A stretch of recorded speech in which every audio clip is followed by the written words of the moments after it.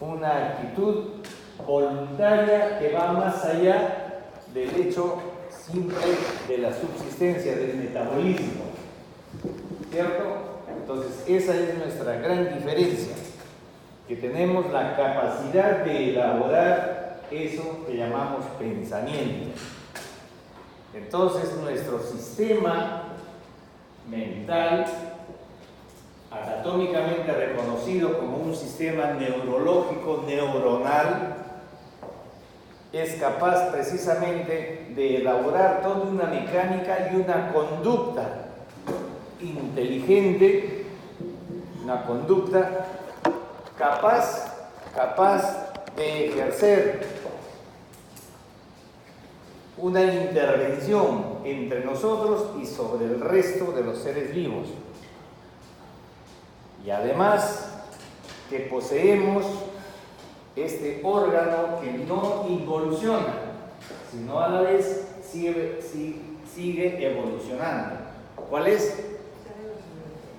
El cerebro en general. ¿Pero qué parte del cerebro? El encéfalo, ¿cierto? Entonces, entendiendo toda esta fisiología, podemos entender un poco cuando no funciona adecuadamente o cuando la conducta de estos elementos no es la adecuada, y podemos entenderlo como patología. Entonces vamos a revisar un poquito la parte correspondiente a lo que nos gobierna o lo que nos permite hacer el desplazamiento, es decir, el movimiento. Y hablando de movimiento, estamos hablando de un hecho que permite convenientemente estar ubicados y desplazarnos según nuestra voluntad. Y a ese sistema lo llamamos un motor. Entonces tenemos una parte de nuestro sistema nervioso, la corteza motora.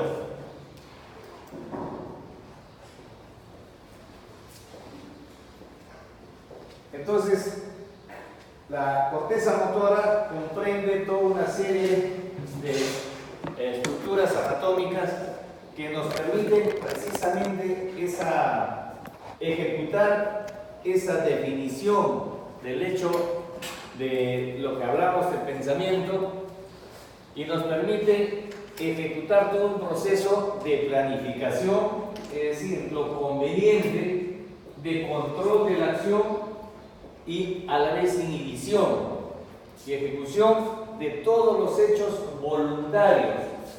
O sea, lo que conviene voluntariamente se ejecuta o no se ejecuta. Decíamos que esta corteza motora se ubica en el lóbulo frontal. ¿Cuántos lóbulos tenemos? Bueno, se puede aprender con anatomía. De acuerdo a los huesos, ¿no es cierto? Tenemos un frontal, tenemos un occipital, tenemos un parietal, un temporal y un interno, el cíngulo, ¿cierto? Ya, ¿ven? Nos ubicamos. Entonces, en el lóbulo frontal tenemos a esta famosa corteza motora cercana, el otro, por favor. Ahí lo tenemos. ¿Ven? Entonces, ubicámonos más o menos el recuerdo anatómico dentro del recuerdo fisiológico para saber luego cómo vamos a entender su patología. Lo que hablábamos, ¿no? El área motora ubicada en el lóbulo frontal, cerca a la susura del silvio, y las áreas denominadas el área 4, la siguiente. Muy bien, pero anatómicamente la corteza está formada por estas neuronas características de esta zona, que tienen precisamente la forma de una pirámide, y en conjunto se denomina la vía piramidal, ¿cierto? Piramidal, ¿cierto? Aparte que esta vía por donde se conducen las órdenes y los estímulos y nos permiten ejecutar, se vuelve motor y nos permiten ejecutar movimiento, también tenemos otras zonas nucleares, hipotalámicas, límbicas, que también tienen que ver con el movimiento involuntario básicamente. Y a esa otra gran parte la denominamos, si una es piramidal, la otra será extrapiramidal. Entonces ya nos ubicamos vía piramidal y extrapiramidal. La piramidal es esa, por eso motora, consciente y todo lo demás, que dice hágase, no se haga. Pues ejercemos nuestra decisión, esa decisión basada en el pensamiento, etc. Si se basa en que quiero o no quiero, es de tipo, cuando no quiero o si digo quiero, ¿qué estoy ejerciendo? La voluntad. Pues, trato de hacerlo simple para entender el fenómeno. Estamos ejerciendo la voluntad y sabemos, lo pongo o lo quito. Pero a la vez también hay la otra parte extrapiramidal. Esta es la parte que no obedece a nuestra voluntad y es instintiva, o sea, la parte vegetativa, que mantiene nuestra función de supervivencia y que de alguna manera puede volverse voluntaria. Entonces tenemos la parte piramidal y la parte extrapiramidal. Piramidal voluntaria, extrapiramidal involuntaria en general, así. Hay un resumen de lo que estamos hablando, de dónde nos ubicamos la corteza motora, ¿cierto?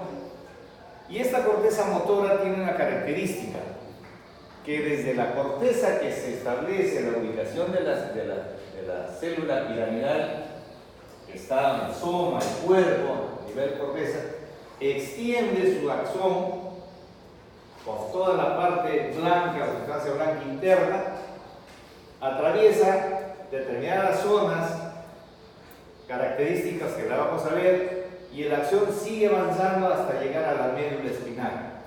Toda esa neurona se le dice primera célula motora, primera neurona motora o neurona motora superior. Al llegar a la médula necesariamente hace una conexión y a partir de ahí se establece otra célula neuronal que ya va desde la médula hasta la parte ejecutora. ¿Qué parte de nuestro organismo hace la ejecución del movimiento?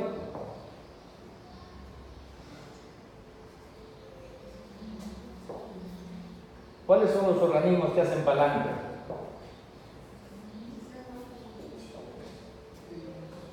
¿Y los músculos, pues? A ver, tan nerviosos, ustedes son un poco adormilados. No, y tienen que venir leyendo un poco esto y para la siguiente clase tienen que venir leyendo gastro. Tengo que terminar la parte de la enfermedad gastrointestinal en general, digestivo.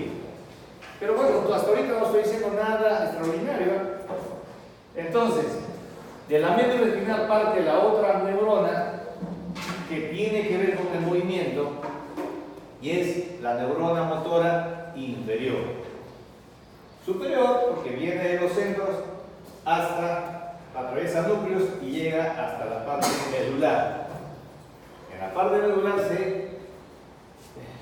se conecta con la siguiente, que se diferencia en su forma de conducirse. Entonces tenemos una primera neurona motora superior y una neurona motora inferior, la CTC. En lo que corresponde a la vía extrapiramidal, también son otras neuronas que también parte del encéfalo, de la parte central, que se conectan con el cerebelo cerebelo, con el tronco medular y que tienen que ver con el movimiento involuntario, ¿cierto? Y en parte el movimiento reflejo. Pero eso solamente para mencionarlo, sí. Como para terminar el concepto de la vía extrapiramidal,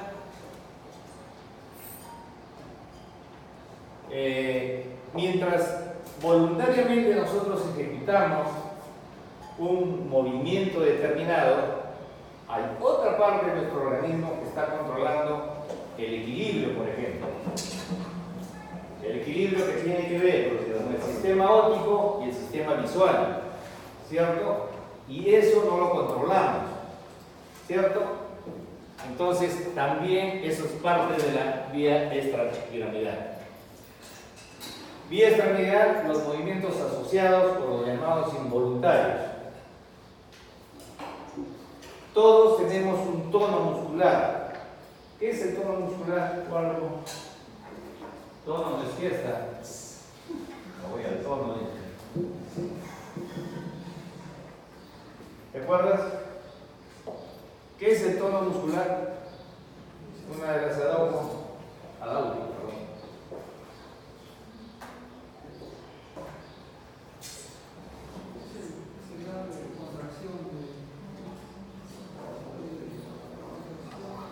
La resistencia del músculo. ¿La resistencia? ¿Qué es?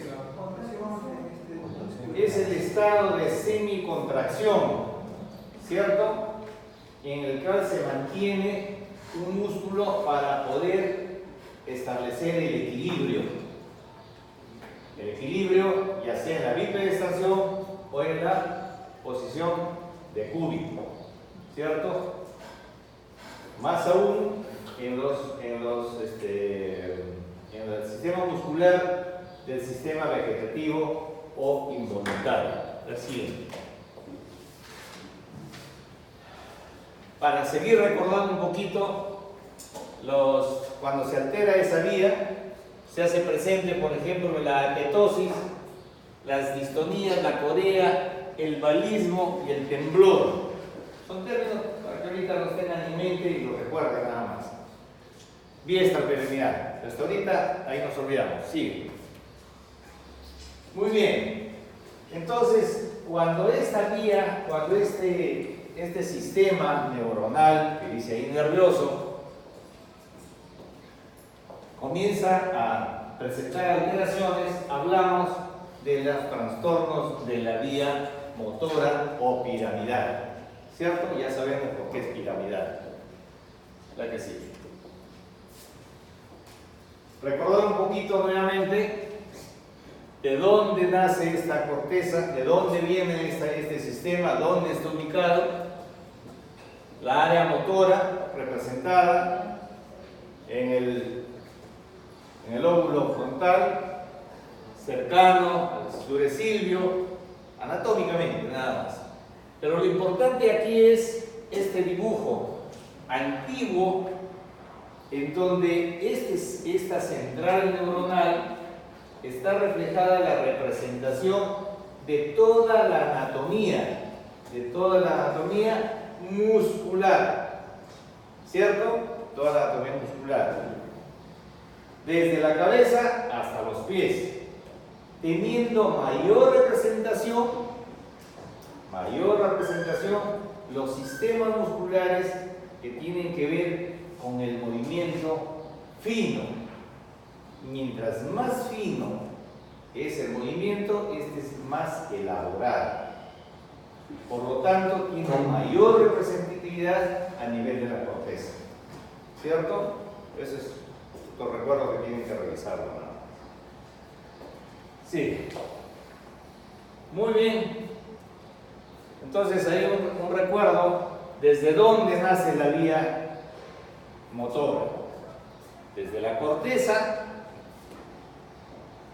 comienza a descender por la vía blanca, ¿cierto? No es la sustancia gris, la vía blanca, avanza al pedúnculo cerebral, avanza a todos los componentes de la base del cráneo, a la protuberancia, al bulbo, la protuberancia, hasta llegar a la médula. Todos haces de ambos hemisferios, ¿cierto? Y si digo ambos hemisferios es porque tenemos un derecho y un izquierdo. En ambas columnas bajan los haces neuronales y en el límite del bulbo y la base de la médula hay una variación. El derecho se hace izquierdo y el izquierdo se hace derecho, ¿cierto?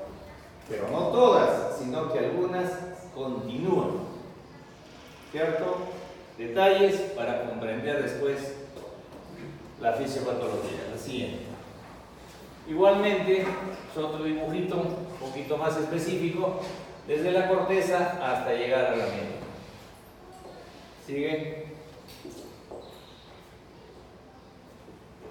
Nuevamente para reafirmar, y aquí podemos identificar, y hablando de identificar, se me quedó la linterna.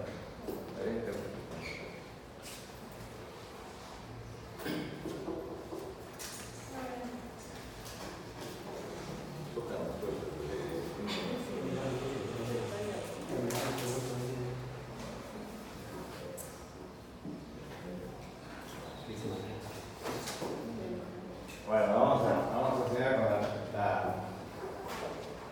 de la corteza hasta el cruce llamado decruzación o entrecruzamiento, que es a nivel del bulbo y el límite con la médula, ¿cierto?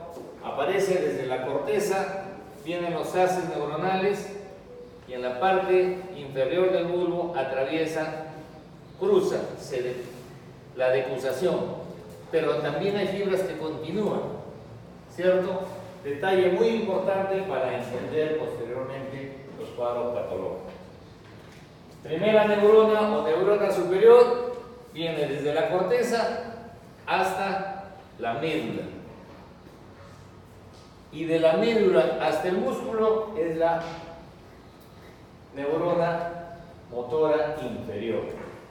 Neurona motora superior, desde la corteza hasta la médula, el inicio de la médula, donde se conecta con las denominadas células alfa, ¿cierto? Y a partir de ahí, la neurona motora inferior, que va desde la médula, mediante los famosos cordones neuronales, los famosos nervios, que van hasta las terminaciones nerviosas a nivel del músculo, ¿cierto? Acuérdense que mientras está descendiendo los axones, estos también tienen que se relacionan con los pares craneales, ¿cierto? Los pares craneales tienen el componente de ser voluntarios e involuntarios, ¿cierto? ¿A que sí? Entonces decíamos,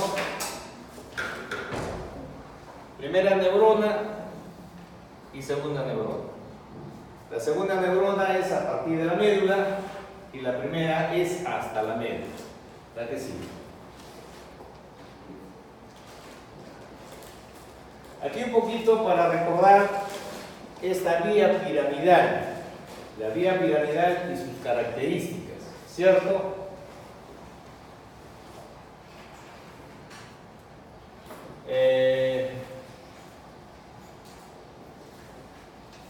Como es una guía de conducción de estímulos y de órdenes, ¿cierto? Es cómo se interpreta una sensación, que hay una vía sensitiva que le transmite a la corteza y la corteza ordena como respuesta al estímulo, hace la acción motora, ¿cierto? Y eso es prácticamente la característica fundamental. Son señales, son vías que conducen señales como respuesta a un estímulo. Sí. Bien. Entonces, para entender qué cosas se nos presenta cuando estas vías se alteran, vamos a entender que se presentan una serie de síntomas y signos que en conjunto se denominan síndromes, ya que de acuerdo a la altura de la lesión o patología que se presente, van a presentarse determinadas formas de manifestación. Entonces, lo relacionamos con la afectación. La afectación de la primera neurona, o sea, desde la corteza hasta los núcleos centrales, córtico-nuclear, es una característica de forma de presentar sintomatología. Igualmente, a partir de ahí, otro tipo de sintomatología desde el fascículo, desde los núcleos de la corteza hasta la misma médula. Entonces es la córtico espinal. Entonces, irnos acostumbrarnos a esta terminología para poder identificar los síntomas y poder hacer el diagnóstico, ¿cierto? Tiene paresia, tiene tiene parálisis, tiene paresia de determinada parte de nuestro organismo, y entonces podemos identificar qué parte de todo el sistema de conducción, desde la corteza hasta la terminación nerviosa, estaría afectada. Entonces, la lesión del sistema piramidal superior todavía es desde la corteza a los núcleos y de la corteza hasta la médula. La que sigue.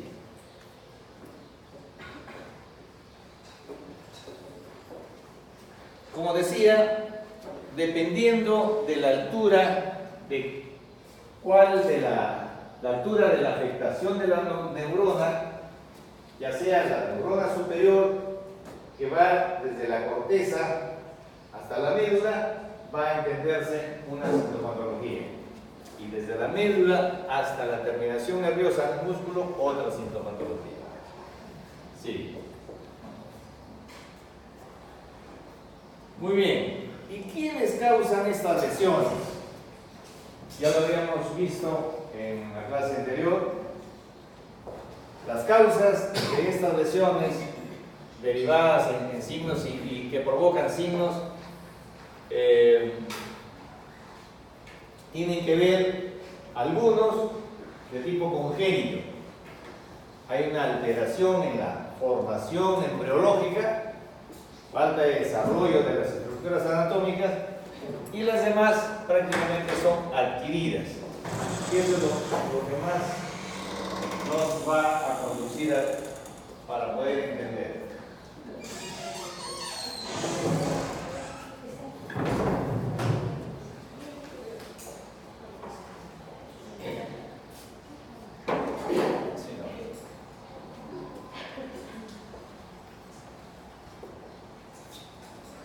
Dentro de las lesiones adquiridas, a la cabeza tenemos lo que puede alterar drásticamente la disfunción, que es las patologías traumáticas o las de origen traumático.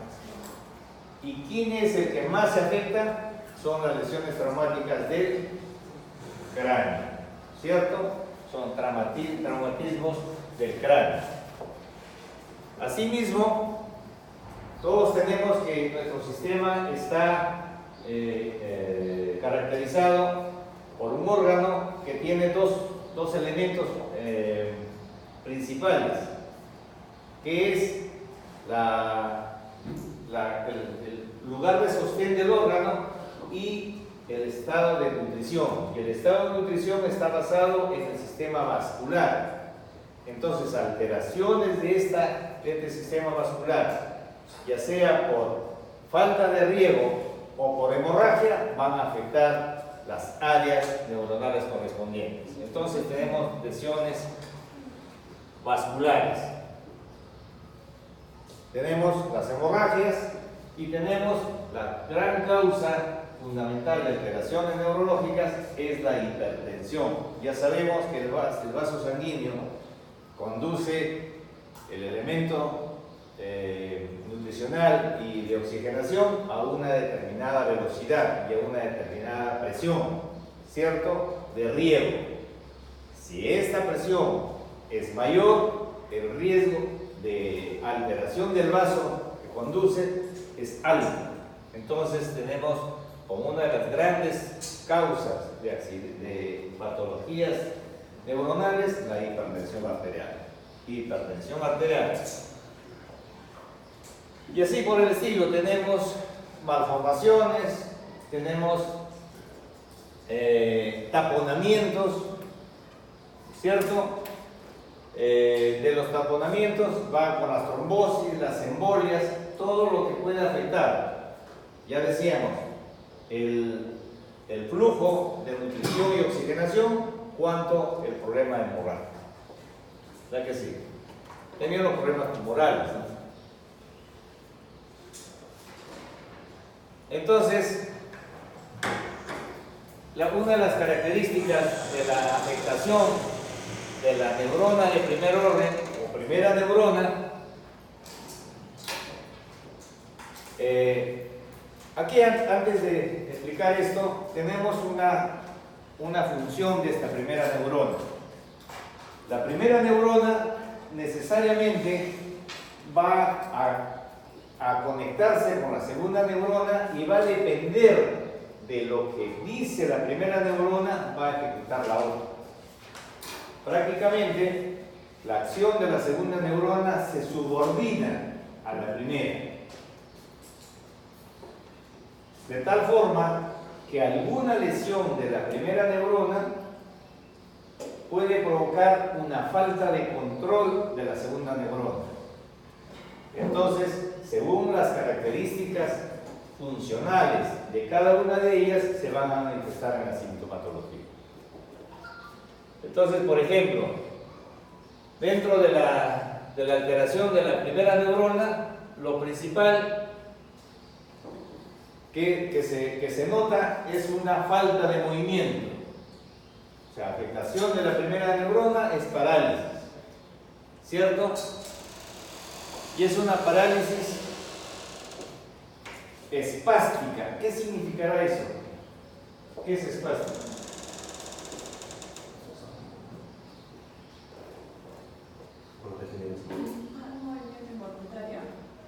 No.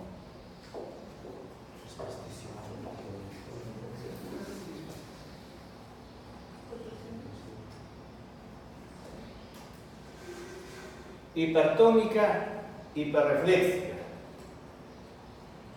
espástico. Hay un tono aumentado y hay una excesiva reacción de los reflejos. Eso es espástico. Mientras tanto, en la segunda neurona, es una parálisis periférica. La primera era central, pero es flácida, ¿cierto? Entonces estamos caracterizando ahí ya las primeras diferencias. La que sigue. Otro punto importante para comprender es el aspecto semiológico. Y dentro del aspecto semiológico, el síndrome motor piramidal, o sea, neurona motora superior, y neurogénico periférico, la neurona motor inferior. O sea, semiológicamente es motor, precisamente su nombre lo dice, neurona motora, neurona motora. Entonces, semiológicamente nos olvidamos del síndrome sensitivo, parapléjico, polinedral, eso no. Nos entendemos que la característica fundamental es la pérdida del movimiento. Entonces, el síndrome motor, ese es motor, se mueve mucho, se mueve involuntariamente, está rígido, está flácido. Entonces, eso nos indica la alteración semiológicamente lo significa el síndrome motor. Lo que sigue. Muy bien.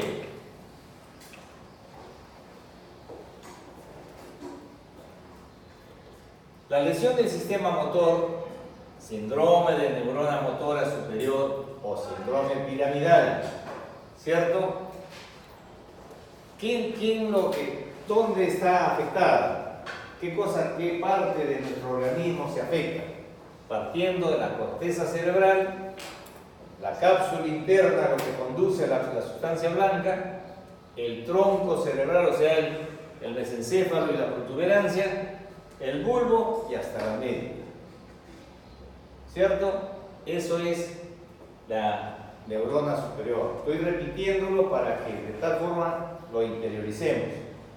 Y el síndrome motor inferior, que es neurogénico periférico. Viene desde la asta, las lesiones pueden estar en el asta anterior de la médula, en la raíz y en el nervio mismo periférico, ¿cierto? O sea, las lesiones iniciales están prácticamente intracerebrales, pero sí hasta la médula. Y la otra inferior va desde el asta de la médula, el tronco, la raíz la raíz motora y el mismo nervio, ¿cierto? O sea, lesiones de ese nivel nos van a implicar una sintomatología. ¿Verdad que sí? A esto le denominamos el síndrome piramidal, ¿cierto? La famosa alteración de la célula de Bess, ¿cierto? ¿Cuál es la célula de Bess? La célula piramidal, ¿cierto? La célula gigante de Bess es la célula piramidal, ¿cierto?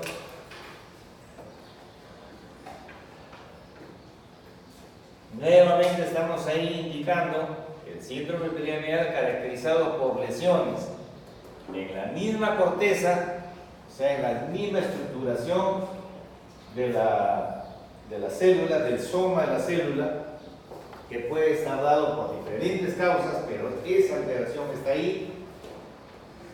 Puede estar en el centro oval, ya en la cápsula interna, puede estar al pie del pedúnculo, ya en la protuberancia, en el bulbo y en el sistema de cruce, ¿cierto? Hasta ahí puede estar la parte del sistema piramidal, ¿cierto? ¿Verdad que sí? Nuevamente lo mismo, pero aquí relacionado a la identificación, de acuerdo a la zona, de la complicación de los pares craneales. Cómo es que las diferentes lesiones a diferente nivel pueden comprometer al tercer, al cuarto, igualmente en la protuberancia, igualmente en el bulbo, igualmente ya mucho más abajo cuando hablamos de la denervación bilateral. Sí. Muy bien. Entonces, dentro de la sintomatología, los signos que se van a presentar, lo fundamental es la parálisis del síndrome de la neurona motora superior, parálisis. Luego de ahí puede haber un estado de arreflexia o hiporreflexia, pero igualmente puede haber el estado de hipertensión, de hiperpensabilidad. O sea, está distendido el músculo, pero está con una situación de hiperexcitabilidad, pero está distendido. Está reflexivo, pero a la vez está excitado. Otra característica es la atrofia muscular. Un músculo que está no denervado, sino que no tiene la comunicación, comienza necesariamente a atrofiarse.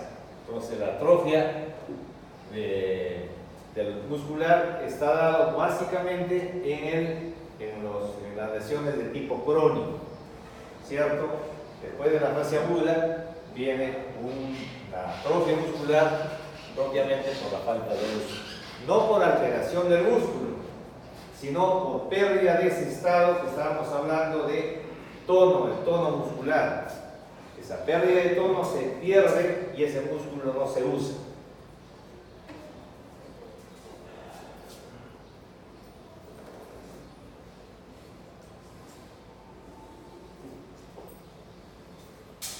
Fundamentalmente eso. Los demás son ya dedicados de acuerdo a la misma altura de la lesión. Sí. ¿Me interrumpo? Sí. ¿Me interrumpo?